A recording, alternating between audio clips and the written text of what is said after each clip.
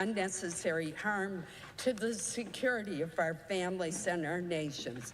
We must begin to act tonight.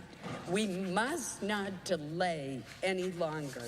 Finally, Mr. President, I want to thank the many members on both sides of the aisle of the Appropriations Committee and the Senate leadership who have worked especially hard to bring this package together.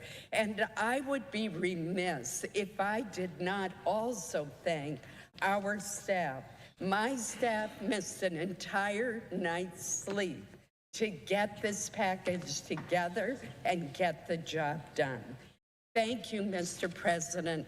Again, I want to particularly thank the members of the Appropriations Committee, including the three who served as the subcommittee chairs, Senator Boozman, Senator Hoeven, and Senator Mullen. I want to thank Senator Britt, who did an extraordinary amount of work, Lisa Murkowski, Mike Rounds, Jerry Moran, Sherry Moore Capito, Sidney Hyde-Smith, Deb Fisher. There's so many who worked so hard on this package. I want to thank each and every one of them. Let's get the job done, and let's do it fast. Thank you, Mr. President. Senator Hoeven in my list. Senator Hoeven was a rock star, so I want to make sure that I mentioned him. Thank you. Senator from Vermont. I understand that the way the process has been developed, it is impossible to delay the votes that are going to take place. And if that were not the case, that is certainly what I would do, because I think it is important that the American people fully understand what is being voted on today. Everybody in America knows that our current healthcare system is broken. It is dysfunctional. It is cruel. It is by far the most expensive healthcare system in the world, and the only healthcare system of any major country that does not guarantee healthcare to all people as a human right, covering every man, woman, and child. We are unique in that respect. And yet tonight, what this Senate is about to do is make a horrific situation even worse. So let's be clear what this vote is about. If this vote succeeds, over 20 million Americans are going to see at least a doubling in their premiums in the Affordable Care Act. In my state of Vermont and throughout this country, for certain groups of people, it will be a tripling and a quadrupling of their premiums. There are people who will now be paying 50% of their limited incomes for health care. Does anybody in the world think that makes sense? And if this resolution is passed tonight, we are on a pathway to throw 15 million Americans off of Medicaid and the Affordable Care Act. 15 million. Our job is to create universal health care. Guarantee health care to every man, woman, and child, not throw 15 million people off the health care they have, low-income and working-class people. And my friends, know what you are voting on. Studies are out there that when you throw 15 million people off of health care, some 50,000 of our fellow Americans will die unnecessarily every single year. Anyone think that's funny? Something to laugh at? Something to just go past? I don't. 50,000 Americans die unnecessarily. Now, I know as part of this resolution that the majority leader is going to say, well, Democrats can put together their own bill, and it'll come to the floor here in the Senate for a vote. As everybody here knows, that is a totally meaningless gesture. You can get 100 votes here in the Senate. Won't mean anything because the House is not going to take it up, and the President of the United States certainly will not sign it. So, Mr. President, I hope that anybody here who is thinking of voting for this reconsiders, goes back home and talks to their constituents and asks them what it will mean. if their health care premiums are doubled or tripled. Thank you, Mr. President. Democratic leader. Mr. President, America is in the midst of a Republican-made healthcare crisis, worse than anything the American people have seen in decades. Republicans have spent the past 10 months dismantling the healthcare system, skyrocketing costs, and making every day harder for American families. Because of Republicans, Americans are going to suffer immensely as this healthcare crisis gets worse. Democrats have been fighting to end this crisis over and over again. Democrats have wanted to lower costs, but Republicans fought us every step of the way. We gave Republicans not one, not two, but 3 chances this year to extend the ACA premium tax credits. Republicans said no every time. On Friday, we offered Republicans a compromise, a proposal that would extend the ACA tax credits for a year and open up the government at the same time. They once again said no. And when they said no on our compromise, they showed that they are against any health care reform. Instead, they passed the biggest health care cuts in our nation's history just to give tax breaks to billionaires. And even then, they weren't satisfied with merely closing hospitals and community health clinics. They callously did nothing to deal with the looming crisis of ACA credits. Premiums will spike by thousands of dollars a month. Millions will lose insurance. Democrats have sounded the alarm. We have demanded for months to meet with the Republican leadership. But Republican leaders refuse to even discuss the issue, let alone negotiate it. We've asked them to meet in the summer and throughout the shutdown. To this day, Republicans still say no. We asked President Trump to step in and meet with us to deliver lower health care for Americans, and instead, Donald Trump has taken the American people hostage, from cutting off food aid to hungry families and vets and seniors and kids, to manufacturing flight cancellations, to cutting off home heating aid, while he builds a billion-dollar ballroom with gold-plated toilets. Therefore, I must vote no. This healthcare crisis is so severe, so urgent, so devastating for families back home that I cannot in good faith support this CR that fails to address the healthcare crisis. But let me be clear, however this vote turns out, this fight will and must continue. Democrats must fight because of millions of families will lose health care coverage. We must fight because children who are dying of cancer will not get health care coverage. We must fight because a senior citizen cannot afford to pay $25,000 a year just for health insurance. We must fight to keep millions from financial ruin. And make no mistake about it, the American people know who is inflicting this health care trauma on them: Donald Trump and the Republicans. Americans will remember Republican intransigence every time they make a sky-high payment on health insurance. So we are going to fight legislatively, fight back home, fight in the courts, and bring this fight in the elections. Health care costs made a major impact on the 2025 election, and they will certainly have an even greater impact on the 2026 election. So in conclusion, the contrast between the two parties is crystal clear. Republicans are the party hell-bent on taking people's health care away, all to bow to the billionaire elite and special interests. Democrats are united as the party of lower health care costs and improving our health care system. We will not give up this fight. We will deliver for the American people. I yield the floor.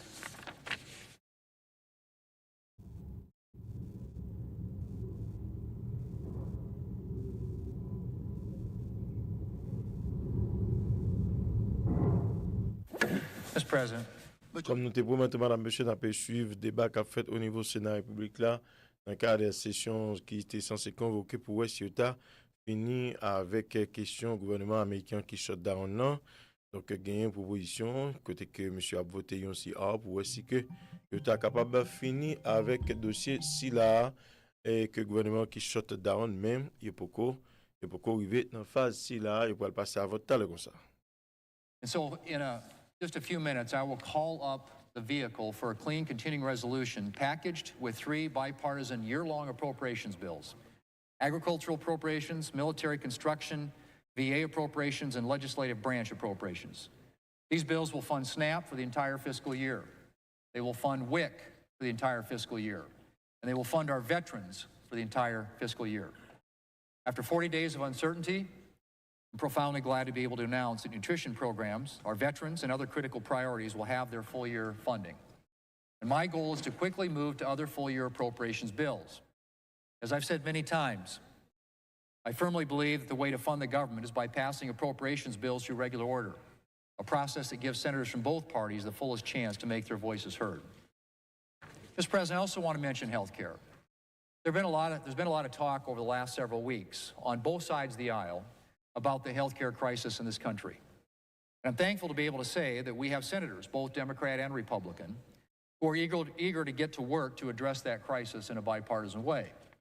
These senators are not interested in political games. They're interested in finding real ways to address health care costs for American families. We also have a president who is willing to sit down and get to work on this issue. And so I'm looking forward to seeing what solutions might be brought forward. Regardless, as I have said for weeks to my Democrat friends, I will schedule a vote on their proposal, and I've committed to having that vote no later than the second week in December. Mr. President, again, I am optimistic that after almost 6 weeks of this shutdown, we'll finally be able to end it. I will call up that bill in a matter of minutes, and I look forward to passing the clean continuing resolution and appropriations bill package in the very near future. Now, Mr. President, I move to proceed to the motion to reconsider the cloture vote on October 16th on the motion to proceed to H.R. 5371. Questions on the motion? All in favor say aye. Aye. Others no. The ayes appear to have it. The ayes do have it. Motion is agreed to. President, I move to reconsider the cloture vote on the motion to proceed to H.R. 5371. Questions on the motion? All in favor say aye. Aye. Opposed, same sign. The ayes appear to have it. The ayes do have it. The motion's agreed to.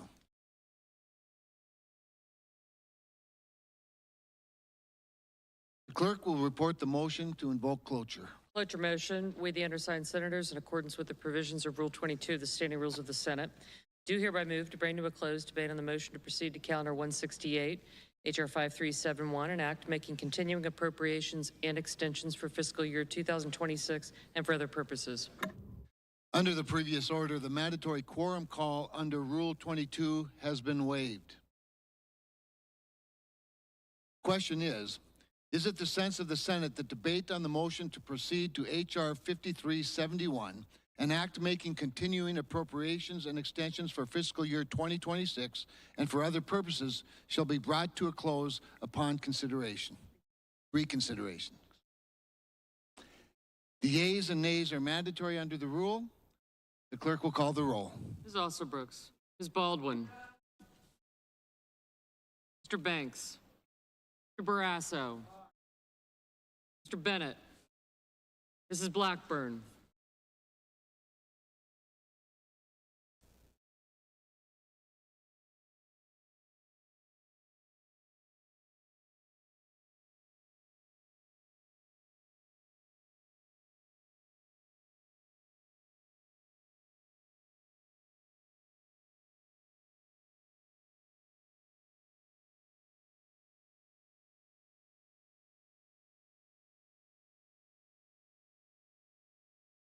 Mr. Blumenthal. Ms. Rochester. Mr. Booker.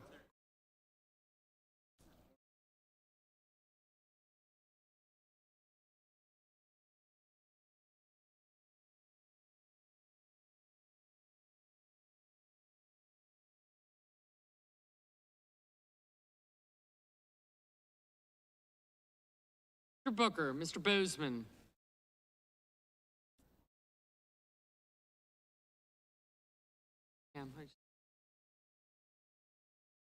I got you. Gotcha. Mrs. Britt.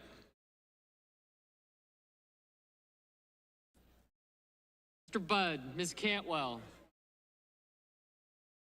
Mrs. Capito. Mr. Cassidy. Ms. Collins.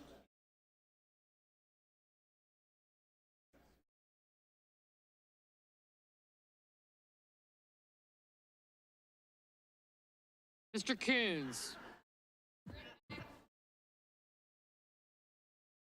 Mr. Cornyn.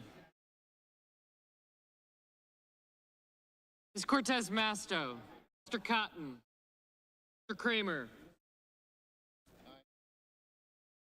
Mr. Crapo. I got him.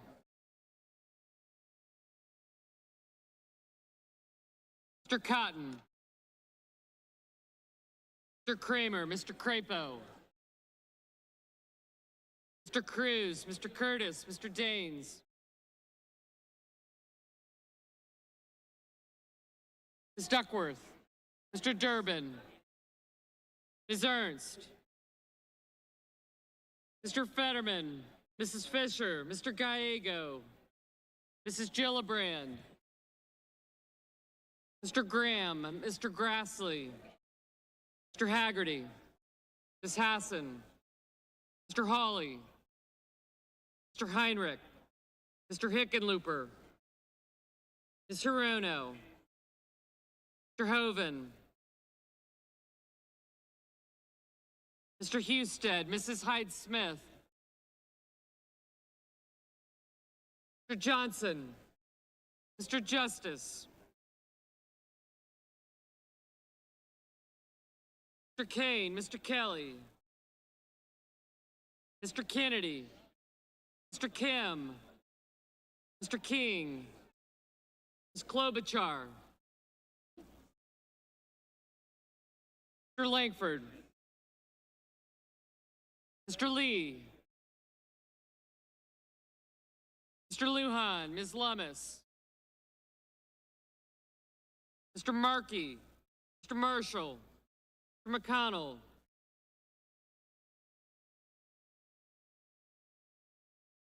Mr. McCormick, Mr. Merkley, Mrs. Moody, Mr. Moran,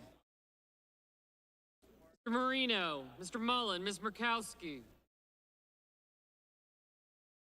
Mr. Murphy, Mrs. Murray, Mr. Ossoff, Mr. Padilla, Mr. Paul, Mr. Peters, Mr. Reed, Mr. Ricketts, Mr. Risch,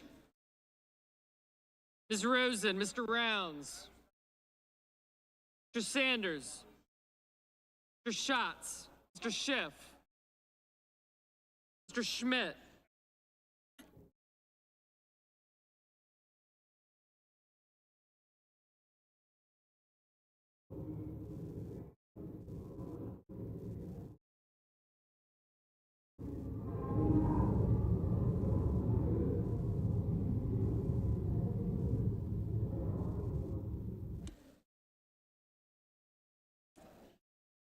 Mr. Schmidt, Mr. Schumer,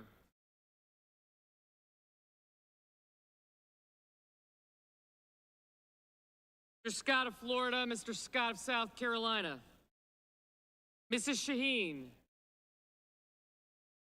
Mr. Sheehy, Ms. Slotkin, Ms. Smith, Mr. Sullivan, Mr. Thune, Mr. Tillis, Mr. Tuberville, Mr. Van Hollen, Mr. Warner, Mr. Warnock, Ms. Warren, Mr. Welch, Mr. Whitehouse, Mr. Wicker, Mr. Wyden, Mr. Young,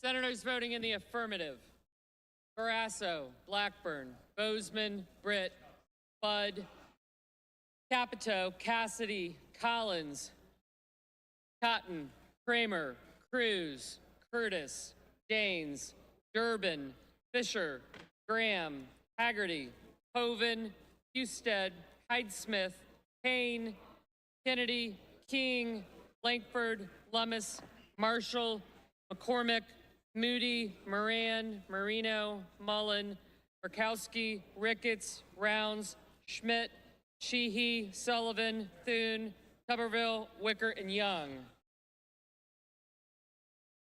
Yep.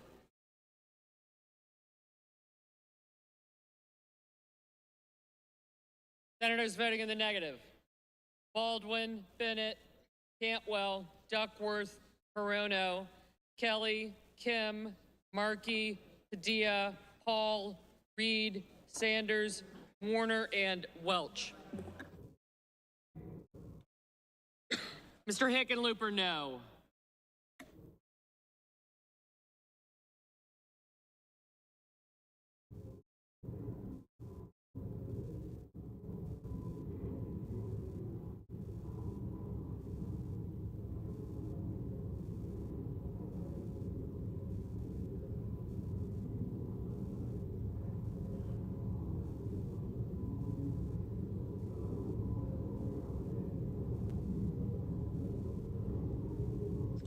Mr. Banks, aye.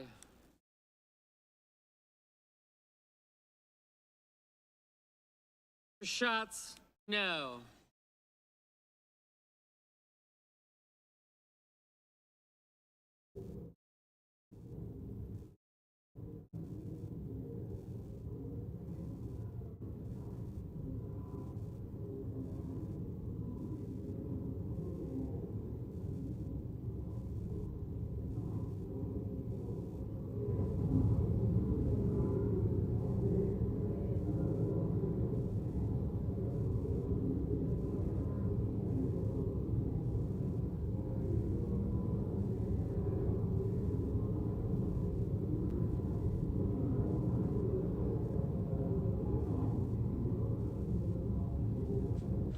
Ms. Klobuchar, no.